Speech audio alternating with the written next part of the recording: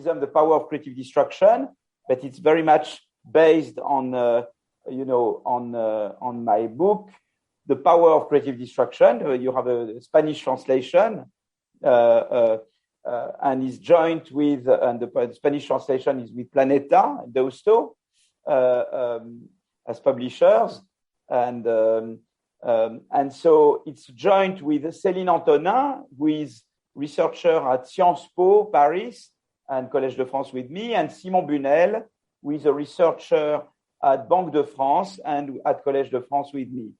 Okay, so here is a picture of young Schumpeter, and Schumpeter is the one who introduced this notion of creative destruction.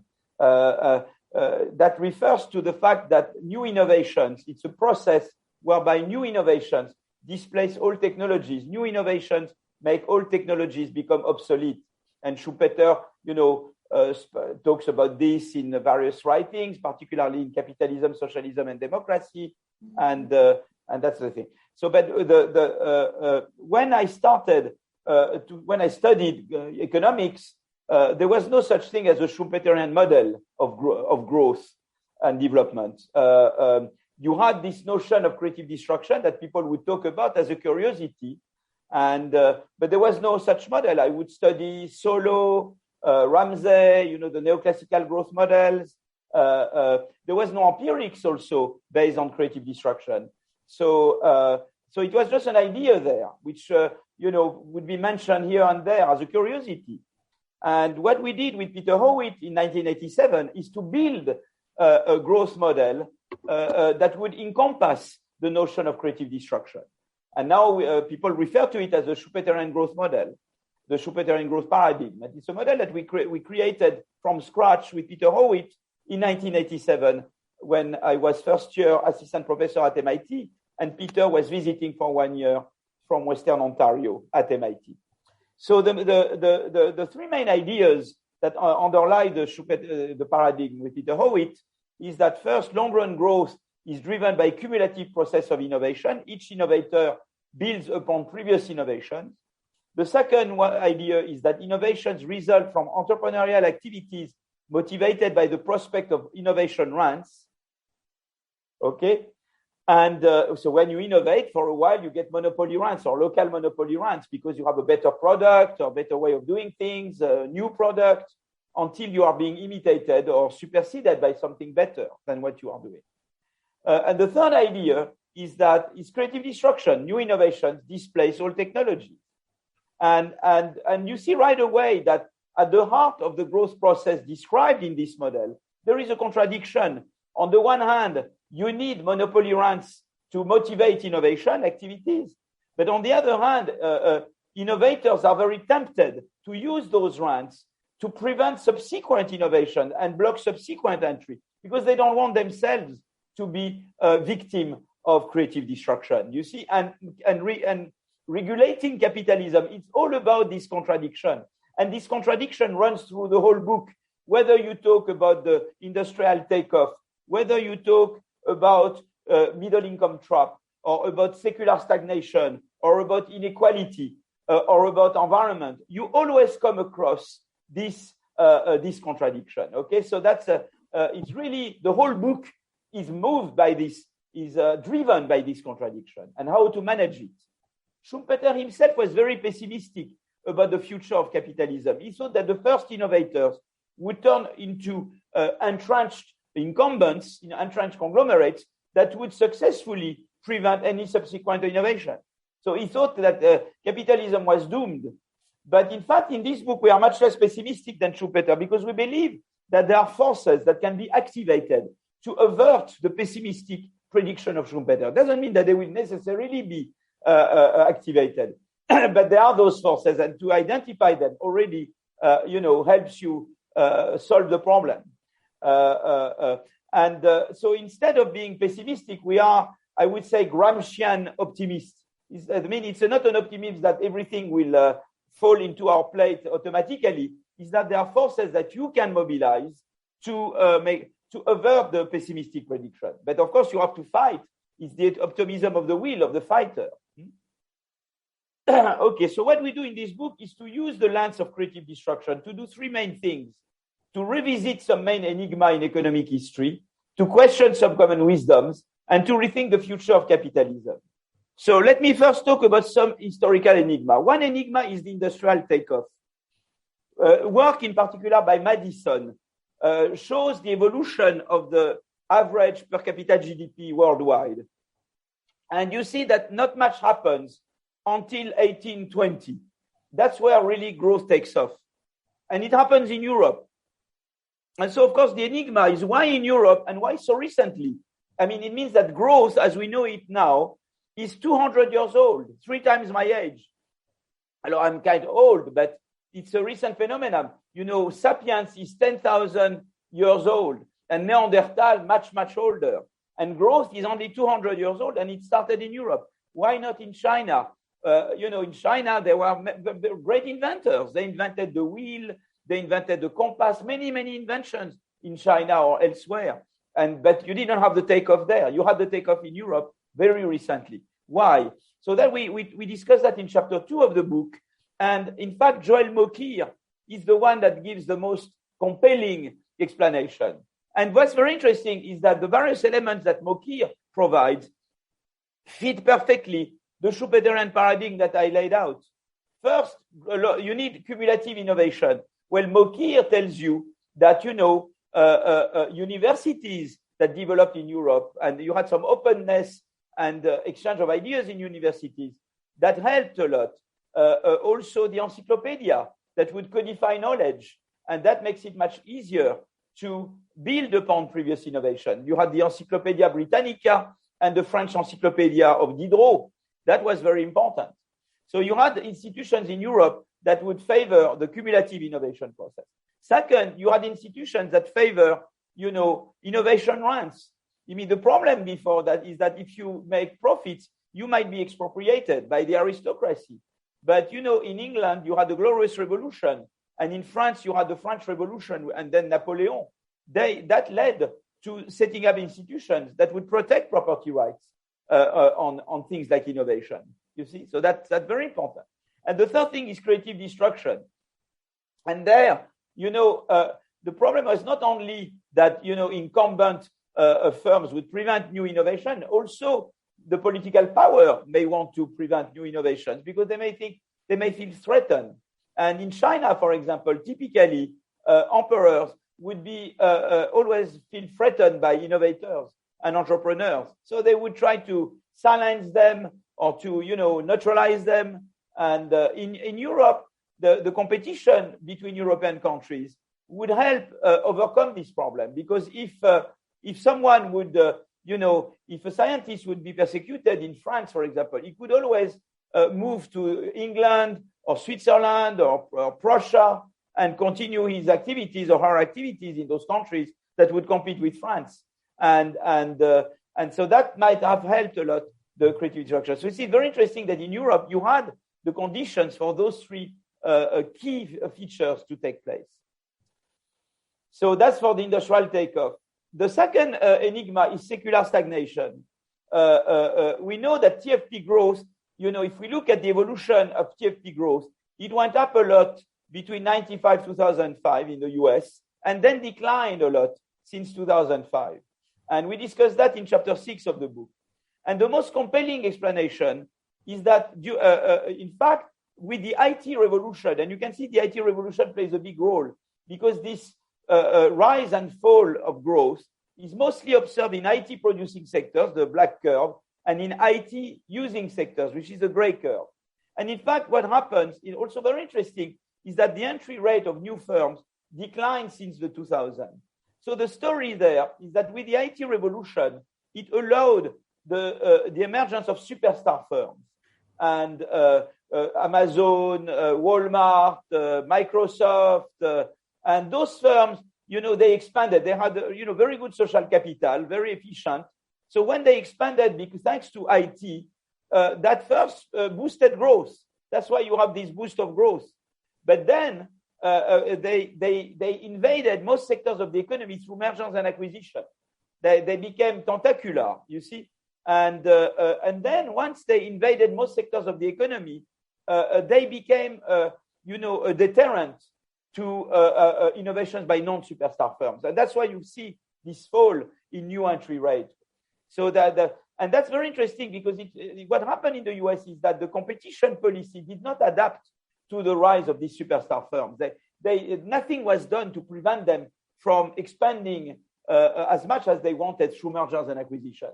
And so we discussed that. And there is the idea that, in fact, you could, if you reform competition policy in the US, you could weaken these large firms and make allow entry of new firms to take place again. You see what I mean? And resume. So that's very interesting because when I go back to the Schumpeter's pessimism or Gordon pessimism, they would say, well, there is nothing you can do. You are bound to decline. And here we say, no, there is no fatality there. If you adapt competition policy to the digital era and make sure that when you allow or not merger and acquisition, you take into account the effect that this merger and acquisition would have on subsequent entry and subsequent innovation, then you might be able to reverse this downward trend in growth. You see what I mean? And that's where there is the fighting optimism. There are possibilities to reverse this downward trend. And that's where we are, Gramscian optimists. Okay? The middle income trap is another one we discuss in chapter 7 of the book. And the middle income trap is the fact that some countries, started to grow very fast, and then they stopped growing, and they stopped in the middle. Argentina was a pretty dynamic country until 1930, and then became less dynamic.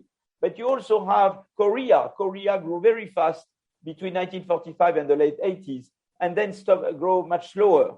But you also have countries like Japan, which is not middle income, it's an advanced country, grew very fast between 1945 and the late 80s, and then stopped growing. And so what we argue is that, to grow, you have two ways of growing. One is to imitate more advanced technologies. We call that catching up growth, or to innovate at the frontier. If you're already advanced, you innovate at the frontier. And the policies and institutions that are good for catching up are not exactly the same that institutions that are good for innovating at the frontier. In particular, in chapter 4 and 7 of the book, we show that competition is very important to induce innovation at the frontier. Because at the frontier, I innovate to escape competition with my rival. You see, if I am in the business of catching up, competition is not so important. So we see that the more advanced the economy is, the more the economy has to rely on frontier innovation rather than catching up, the more competition policy in particular is important. But the problem is the following. In Korea, for example, during the catching up period, you had the emergence of big conglomerates, the chaebols. And these conglomerates, not only they deterred entry of new firms, but they also managed to put pressure on governments, to lobby and put pressure on government to not move towards more competitive institutions. You see what I mean? So they prevented the Korean government to operate a transition from institutions that are good for catch-up growth to institutions that are good for frontier innovation, and in particular competition policy. But you see that's interesting, and the same happened in Japan. In Japan, you have the conglomerates, also called the keiretsus in Japan. They also not only they stalled the entry of other firms, but they also put pressure on the Japanese government to not move towards more competitive institutions. And what's very interesting is that we explain in chapter 7 of the book that the financial crisis of the late 90s weakened the power of the conglomerates in Korea. And that allowed not only entry to resume of non-conglomerate firms, but also it forced the Korean government to open up to trade and competition more than it used to. And that, in fact, boosted growth in Korea. So that's very interesting how a crisis could, in fact, have a good effect by weakening the power of the conglomerates and make it possible not only to have more entry of new firms, but also to have a government which promotes more pro-competition policies. So that's the middle income trap. Then we move to the source and dynamics of inequality in chapter 5 of the book. And in fact, there's been important work by Piketty, Saez, Atkinson, looking at the share of income of the top 1% income earners. So we call that top income inequality. And they showed that the share in developed countries, the share of income of the top 1% went up a lot since 1980. So that's a fact. The question is to explain this fact. And what we argue in chapter 6 of the book, 5 of the book, is that there are two ways to become rich. One is to innovate. You have the rents from innovation. Why? Because when you innovate, you get innovation rents. Mr. Skype became rich because he invented Skype. Steve Jobs became rich because he invented Apple. Mr. Bill Gates became rich because he invented Microsoft. Okay? But there is another way to become rich. It's to lobby and to impose entry barriers. Mr. Carlos Slim in Mexico has become rich mainly because he's at the head of a non-regulated or poorly regulated, I would say, monopoly in telecoms. And that he did very much through politics and through lobbying, okay, and through playing with the political power. So it's a very different way to become rich than innovation. And those two sources are very different because first, you see, innovation generates growth. We know that. Places that innovate more grow more. Lobbying does not generate growth. Okay, so that's the first difference between these two sources. But there is another difference. Here we look at the effect of innovation intensity on two measures of inequality. One is the top 1% income, that's the continuous line, and one is the Gini coefficient, which is a global measure of inequality. Okay, it's how globally you depart from perfect equality, the Gini. And what we argue, what we show, in fact, and that's based on the work I've done with Axigit, Bergeau, Blandel, and Emus, which we report in chapter 5, is that more innovating places have a higher share of income of the top 1%. You see that the continuous curve is upward sloping, and in fact, it's a causal relationship. It's not just a correlation. Whereas you don't see an effect of innovation intensity on the Gini. And why not? It's because innovation has two opposite effects on inequality. On the one hand, it's true that it increases top income inequality. But on the other hand, innovation increases social mobility. And we also show in that work with Axigit, Bergeau, Blandel, and Emus that places in the US that innovate more have more social mobility. And why is that? Social mobility is the extent to which the children's income is uncorrelated with parental income. Okay. So, and the reason is creative destruction. It's because the creative destruction means that you have new people replacing old people. You have new wealth replacing old wealth. That's the social mobility for you. And it's particularly entrant innovation is good for social mobility. That's what we show in that work with Axigit, Bergeau, Blandel, and Emus. So you see, it's very interesting. Why is it that innovation does not affect global inequality? Because it has two opposite effects on inequality. On the one hand, it boosts top income inequality, but it also increases social mobility. And that's why, overall, it does not affect global inequality. Another reason why also innovation is good for social mobility is that innovating firms, here I look at the salary, at the wage of unqualified workers, okay? And the continuous curve is the evolution of the salary of an unqualified worker in an innovating firm. The dotted curve is the evolution of the salary of a non-skilled worker in a non-innovating firm. And you see that innovating firms tend to pay more on skilled workers, and they also give them better prospects for wage progression over time. And because, in fact, in innovating firms, have more jobs that involve what I call small soft skills. Even though you're not educated or don't have high education, it's important that you learn to become trustworthy, to interact with other workers in the firm. And that's something you acquire by training and by spending time in the firm. And innovating firms do that much more than non-innovating firms. So you see, really very interesting, the fact that innovation boosts social mobility. And because of that, you see overall, it doesn't have an effect on global inequality. So you see now, lobbying is very different because lobbying reduces entrant innovation because lobbying, it's all about preventing entry. So preventing entry of new innovators. So if you are successful lobbyist, you will prevent new innovation. That's bad for growth. So lobbying is bad for growth. Innovation is good for growth. Lobbying is bad for growth.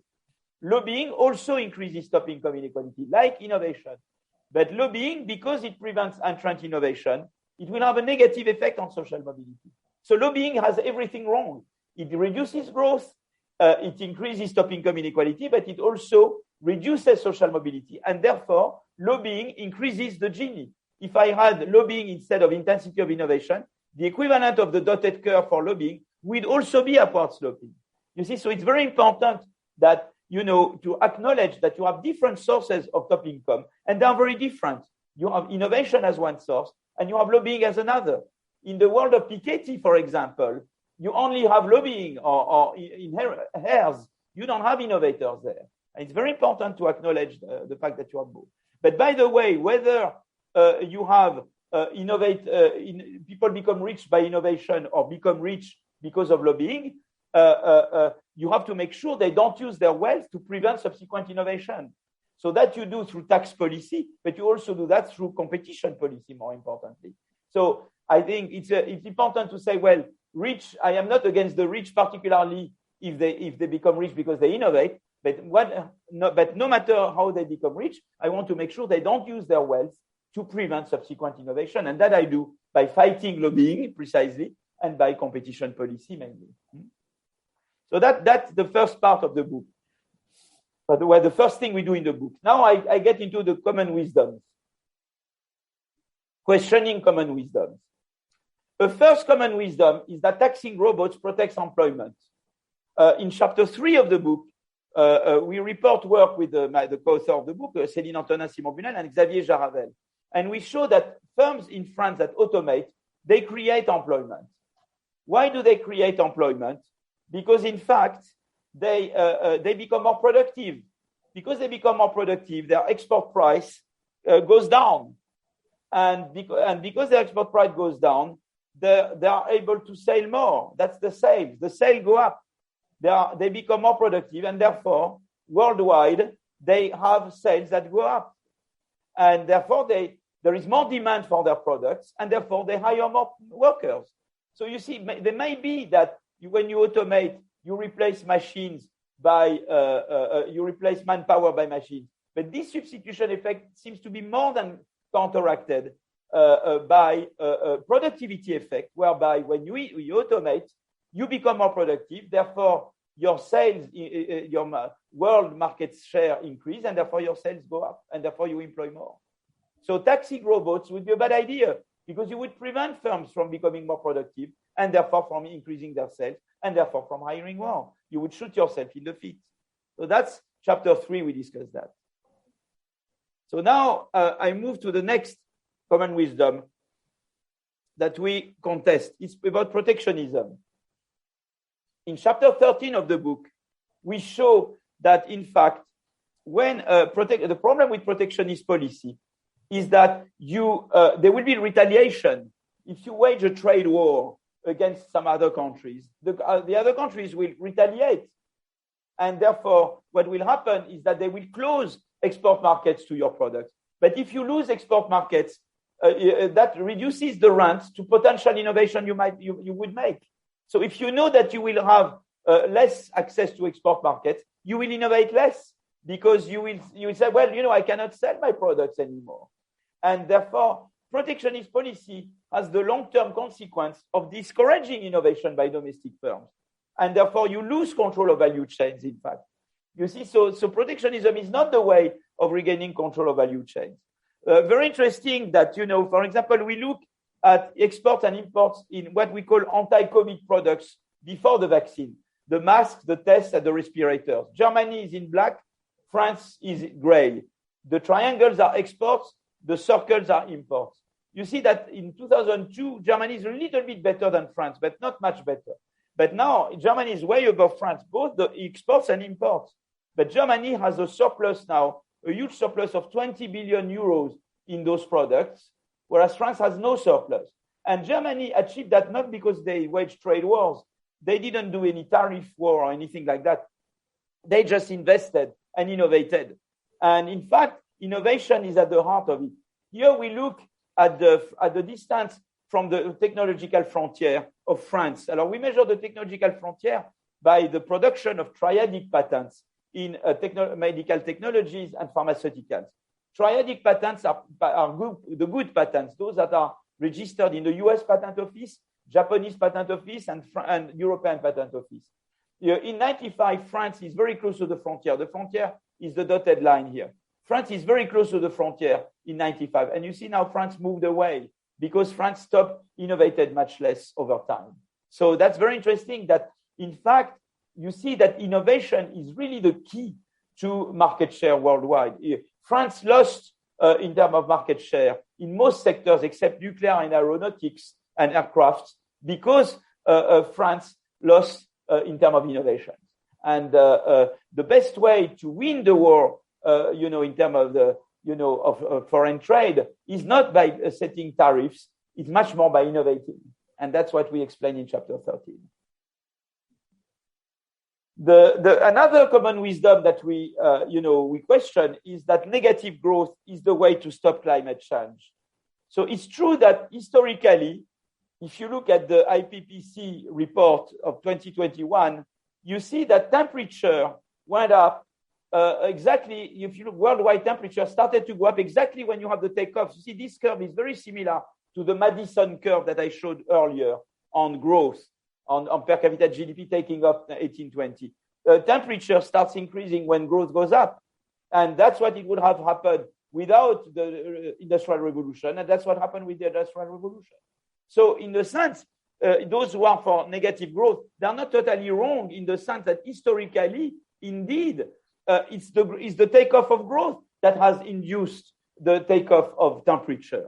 And it's true also for China and India. You see that CO2 emissions of China and India start taking off exactly at the time where those two countries, where growth is boosted in those two countries. So there is clearly a link between growth and CO2 emissions.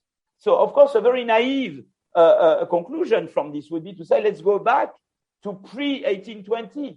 But look, I mean, we live much better than we used to. We have a life expectancy went up a lot. We, the poorest French citizen lives better than Louis XIV because, medicine has gone, dentistry, everything. You have a much better life. You have the antibiotics, you have the penicillin, you have the vaccines, you have, you have a much more comfortable life than these guys used to have. And that's thanks to growth and prosperity. So you don't want to go back to 1820. And besides, we had a natural experiment of negative growth. It was the first lockdown. In France, for example, but you had the same in Spain. We didn't have the vaccine 2 years ago, and we had no choice but going through a very strict lockdown. But I guess it was the same in Spain as in France. We had between March and May 2020, French GDP went down by 35%, and CO2 emissions went down by 8%. And so if we wanted to maintain, to solve the climate problem only by negative growth, we would need to be permanently in the first lockdown. But I don't know about Spain, but in France, it had very bad side effects, the first lockdown. We were forced to do it. We had no choice. But it generated psychological problems, particularly among the young, in the young generation. Many of them were, lost sight, were really into depression and things. And so you don't want to be there permanently. And the other alternative, and we discussed that in chapter 9 of the book, is to have green innovation. But the problem with green innovation, to find new sources of energy which are cleaner, to find new ways to save to pollute less, to change our habits, to change our ways of organizing things. Innovation is the key word. So the problem is, and that we show that, is that firms that used to innovate in dirty technologies in the past tend to continue to innovate in dirty technologies in the future. We call that past dependence. Alors, of course, the first consequence of the past dependence is that creative destruction should help you, because new firms don't have the problem of past dependence. They didn't exist yesterday. They didn't take bad habits because they were not there. So already creative destruction in itself, it's a way to induce green innovation, okay? But in addition, the state has a role to play to redirect technical change towards greener innovation. You can do that through carbon price, carbon tax, but you have to be careful because if you don't do it well, you get the yellow vest movements that we had in France 4 years ago, okay, 4 years ago. So that's that you have to be very careful with this. And you have also subsidies to green innovation is another way. Industrial policy. In France, we build nuclear plants. If France contributes only 0.8% of global CO2 emissions, it's a lot because we have the nuclear plants. So you see, you have ways to induce that the state can induce green innovation. But we also explain in the chapter that civil society has a role to play. Consumers, with the name and shame. You see, if you inform consumers about the CO2 content of inputs and outputs of various firms, you consumers that are motivated by the environment, that have social preferences, they will tend to purchase from those firms that are more virtuous. And that's a very big driver of green innovation, actually, increasingly important. And in fact, we explained that in particular in countries where there is consumer awareness about the environment, competition is a big driver of green innovation because you innovate green to escape competition with rivals. You see, for example, if Beatrice or if Roger and Beatrice, are virtuous firms, but if I am a monopoly and they are not there, and I am not virtuous, and I produce dirty and innovate dirty, consumers have no choice but purchasing from me. But if now I have the competition of Roger and Beatrice, who are virtuous firms that innovate clean, I also have to innovate clean. Otherwise, I lose my customers to Roger and Beatrice. So you see the combination between social preferences of consumers for green and competition. It's a very powerful instrument to induce green innovation, as powerful as a large increase in carbon tax, actually. We calculated that a reasonable increase in competition amounts to the equivalent of 3 times the price increase, the tax, 3 times the increase in carbon tax that triggered the yellow vest movement 3 years ago in France. So that's so you see what's very interesting with this is that you can see already the triangle, and I will talk again about the triangle between firms that innovate, the state, and civil society, in particular consumers. This triangle is very powerful in inducing, making things happen in the way you want. I will come back to that. So in that case, the triangle, it's a way to induce green innovation. But more generally, the triangle induces growth altogether. And I will get back to the triangle in a moment. Okay, now I get to the third thing that the book does. It's to help us rethink capitalism. COVID has been a revelator of defects of capitalism across countries worldwide. In the US, it has shown a broken social model. In Europe, it has shown the weaknesses of the European innovation ecosystem. So let me elaborate on this a little bit. So, for example, we explain the conclusion of the book. So what I talk about now is very much based on several chapters. I will tell you where. That's part of the conclusion of the book. We look at, the fraction of individuals that do not have health insurance. The black curves are Germany. The gray curves are the US. The circles are the fraction of individuals without health insurance. And the triangles are the share of unemployed people. Unemployment went up a lot during COVID in the US. And the problem is that when you lose employment in the US, you have a probability to lose access to health insurance. And you see the fraction of people without health insurance went down with thanks to Obamacare, but it went up during COVID at the time where people needed more than ever health insurance. In Germany, everybody gets health insurance, and I guess Spain is like Germany. I have for the Spain. I don't have Spain here, but Spain is exactly like Germany. Everybody has health insurance throughout. So you see that there, the social system in the US did not do a good job at protecting the most vulnerable fractions of the population against COVID.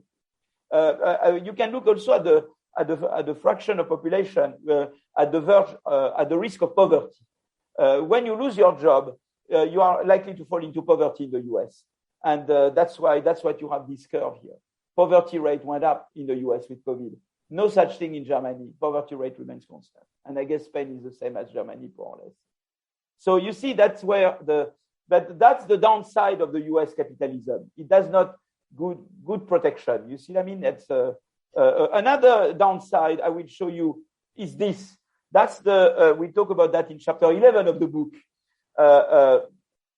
on creative destruction, health, and happiness. The continuous curve shows the share, shows the number of dead, the mortality rate of the unskilled, middle-aged, white non-Hispanics in the US. And it's this curve. And you see that it went up a lot since the 2000. And this work is produced by Anne Case and Angus Deaton. And what they argue, they call those guys death of despair, by people who lose their job. I already showed you when you lose your job, you fall into poverty and you lose health insurance, but you also have, you lose status, and family very often dislocates when you become unemployed. So that generates lots of stress. And people, when they are stressed, they take on opioids, antidepressants, sleeping pills. They start eating like crazy pizzas and think they become obese. And that all that, of course, contributes to this rising mortality rate that you have there. You don't have such thing in most European countries. A little bit in the UK, but less still than in the US. Okay, so that's what you have in the US. So that's the downside of the US model. But the upside of the US model is the innovation ecosystem, and we describe the innovation ecosystem in detail in chapter 12 of the book on financing creative destruction. You can see here so that's both from the conclusion and chapter 12. Here you see the number of biotech patents in the US per million inhabitants in 2016 is much higher than EU average or OECD average. So, and if I restricted attention to the triadic patents or to the most cited patents, the gap between US and the rest of the world will be even much bigger. So they are much better at producing patents. And why are they so good? Is because they have a fantastic ecosystem. We argue already in chapter 10 of the book it's called innovation behind the scenes. We argue that, in fact, you see, innovation is a whole process. It goes from basic research to applied research and commercialization. So you have all these stages in the innovation process. And each stage, of course, the basic research is based on in research labs and universities. And but universities in the US are very well funded and organized and governed. You have very good governance and funding of universities in the US. But in addition, basic research, you have very good agencies that help you finance basic research. And for example, you have the National Science Foundation. So of course, modeled on the, based on the financial, in Europe, we created the European Research Council more recently, that what was on the exactly, based, trying to emulate the example of the National Science Foundation. But that worked very well. Then they also have in biotech, they have the National Institute of Health, which also finances basic research. And they have also private donors institutions. Like, for example, the Howard Hughes Medical Investigator, which we describe also in chapter 12 of the book. And those they try to identify very promising researchers, and they finance them long term, like 10 years. And they allow these people to take lots of risk and to therefore engage in very innovative research. And there is substantial effect. They produce lots of Nobel Prize, I think, this Howard Hughes Medical Investigator. There's a very big effect. And we talk about all that in chapter 12. So they have all this for just basic research. We don't have that much in Europe as they do in the US. But then you go from basic research to private sector research, to development, And then you have to start, create startups. Well, for startups, venture capital and business angels are very, and private equity are very helpful for startups. They are the good financial instruments for startups. And of course, in the US, venture capital is much more developed than it is in Europe. Then when you grow, the firm grows, it goes public. And when the firm goes public, it still needs financing. And there, institutional investors play a big role. Mutual funds, pension funds, those are also much more developed in the US than in Europe. And finally, there is this institution called DARPA, Defense Advanced Research Project Agency, that was created in the 1950s. I used to say it was created during the Cold War. We are back into Cold War now. But the first Cold War, the Cold War between the US and the Soviet Union, they were racing on defense and space already. And you have to fulfill a mission. For example, the Russians, they put Gagarin in space. Well, we don't want to look stupid. We have to manage to, within a year or two, to put a man in space. So we have a clear mission. The basic research is there, but you need to achieve the objective, and you need to coordinate resources and actors very quickly. So the Americans created the Defense Advanced Research Project Agency, DARPA. The way it works is that the money, the funding comes from the ministry. Then they name team leaders for a period of 3 to 5 years, and the team leaders are free to elicit competing projects. So you have a top-down part, the money comes from the ministry, but the bottom-up is that the team leaders, they elicit many competing projects from bottom-up.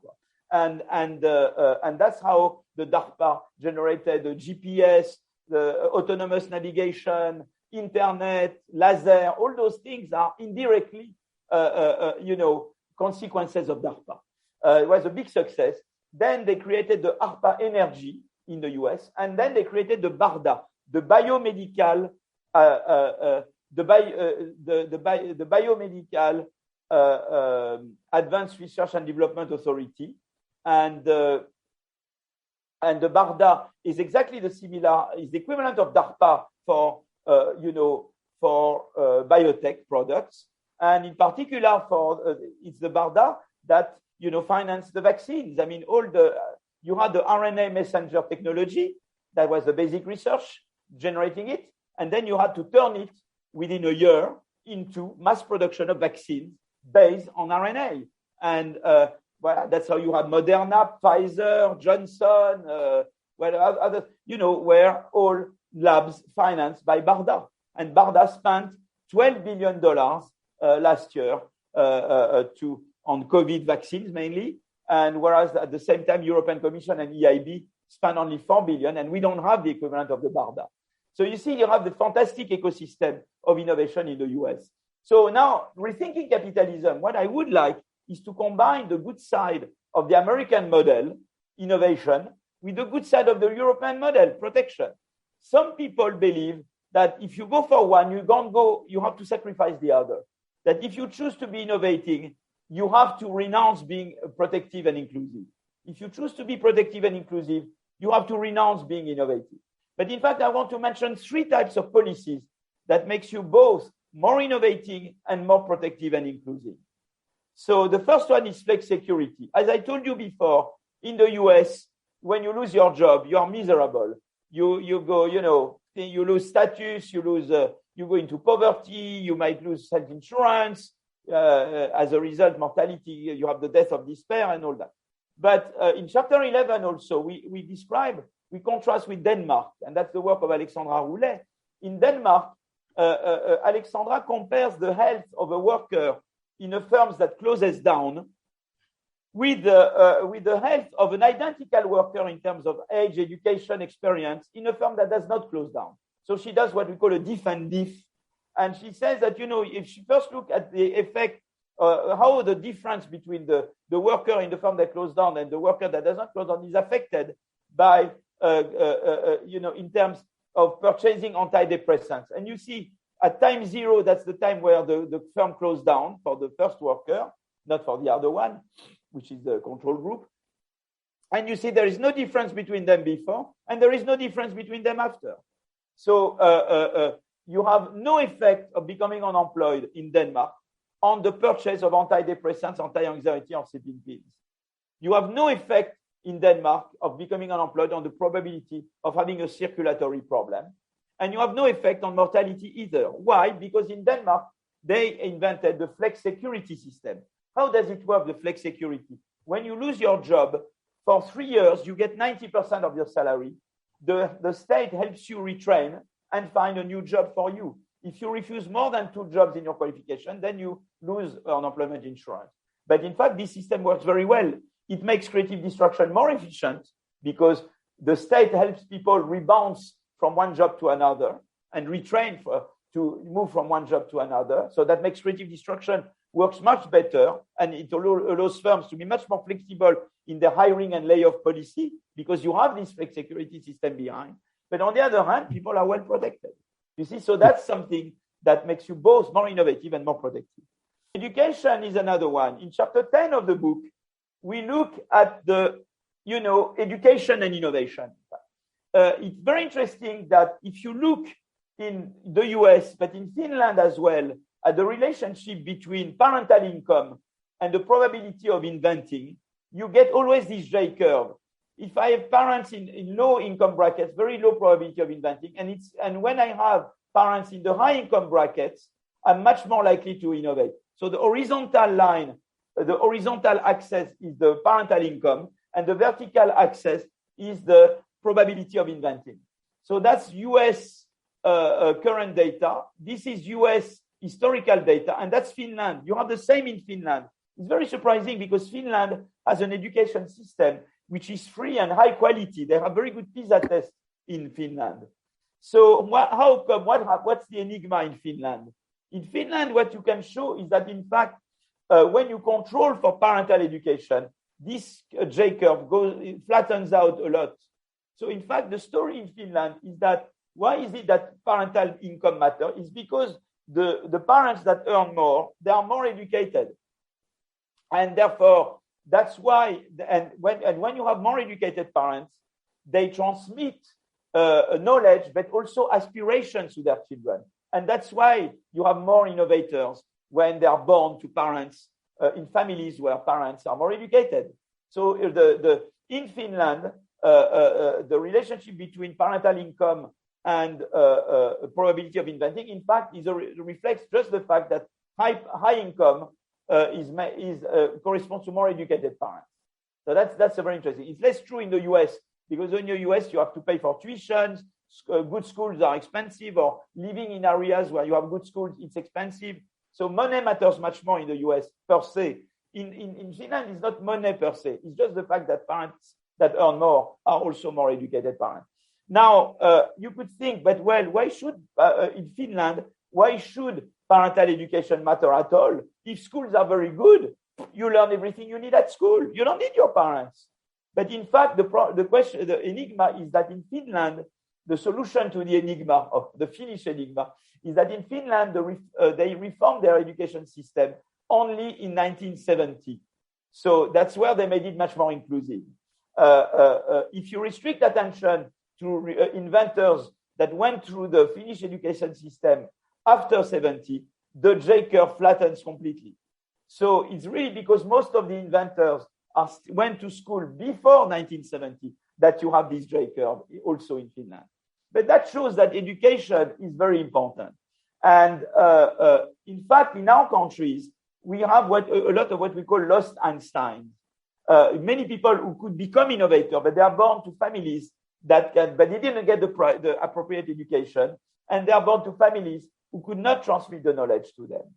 So, but now if you had, my prediction is that in Finland, after several generations, the J curve will flatten out because most researchers will have gone through the education system that Finland has since 1970. And there, it means that if you have such inclusive education, high quality for everybody, you make the economy more innovative because you have more potential innovators, but you also make growth more inclusive because precisely more people innovate. So education, it's something that makes you both more innovative and more inclusive. Okay. The last one is competition. I told you before about the decline in productivity growth in the US, and I told you that it's very much associated to the superstar firms. You see that, in fact, they expanded so much that they discourage entry by non-superstar firms, and that's exactly what you observe, the decline in entry rate in the US since 2000. So now, if you adapt competition policy to the digital era, if, for example, you break up large conglomerates, or you force them to share data, or you adapt, for when deciding about merger and acquisition, you make sure that, it has no detrimental effect on entry and innovation of other firms. There, you will certainly boost growth and innovation, because you will boost entrant innovation. You will reverse this downward trend in entry. So you will boost entrant innovation. That will make the economy more innovative. But also it will make it more inclusive, because I showed you before that entrant innovation is a source of social mobility. So by doing this, not only you make the economy more innovative, but also more inclusive, because you foster entrant innovation. And so that's again an instrument that will make you both more innovative and more inclusive. You see, so that goes for the fact that there is hope to have a capitalism which is both innovative and also protective and inclusive. Now, I want to conclude here, and I want to start say, well, Schumpeter was pessimistic because he thought that the first innovators would turn into entrenched conglomerates that would successfully block subsequent innovation. But that's the firms, the marché, the market, mercado. That's the firms, okay? But we already argued that the state could do something about it. The state, Estado, could do something about it because the state could have competition policy in particular. The problem is that, and we saw that when we discussed middle income trap in particular, is that the firms, the existing conglomerates, the incumbent firms, can try to capture the state. They can try to prevent the state from implementing more competitive policy. We saw that in the case of Korea and Japan in particular. Okay? Then when you could say, well, but maybe Montesquieu can help you. You can have separation of power. Maybe the executive can be captured by the market, by the incumbent firms, but the judiciary could be there to indict those government officials that are being corrupted by the firms, by the incumbent firms. So you could think that to some extent you could rely on Montesquieu and the separation of power. The problem is that the Constitution, and we argue that in chapter 15 of the book, the constitutions are incomplete contracts. And because they are incomplete contracts, you can't have, for example, Colombia has the same constitution as France, essentially. But in Colombia, when you are a union leader, you are likely to be killed. In France, you are not, because you have civil society. You see, that's the thing. France has a history of labor movement and civil society. And that's why when you are a union leader in France, you are much less likely to be killed than in Colombia, although the constitutions look identical. Okay. And that's why the triangle is very important. You need firms that innovate. You need the state that regulates. But to make sure that the state will not be captured by the firms, you need civil society. And that's where the triangle is very important. That's an idea that Sam Bowles and Wendy Carlin have very much developed. And it's very relevant for Schumpeterian growth. If you want to avert the pessimism of Schumpeter, this triangle is very crucial, because you need the state to make sure that, incumbent firms will not prevent new entry, but, the state can be captured. And to make sure that this does not happen, civil society is very important. Okay. And but we also saw the role of the triangle when we talk about green innovation. Firms are those who innovate green or not green. The state can act with the carbon tax, industrial policy, subsidies to green innovation. But we also saw the role of civil society, consumers and things, and to also make sure that the state will do the right thing. So that's what I wanted to say. It's just to tell you the role of civil society. I mean, in the US, they had the Civil War. When they had the Civil War, the result is that the North won against the South, and slavery was abolished.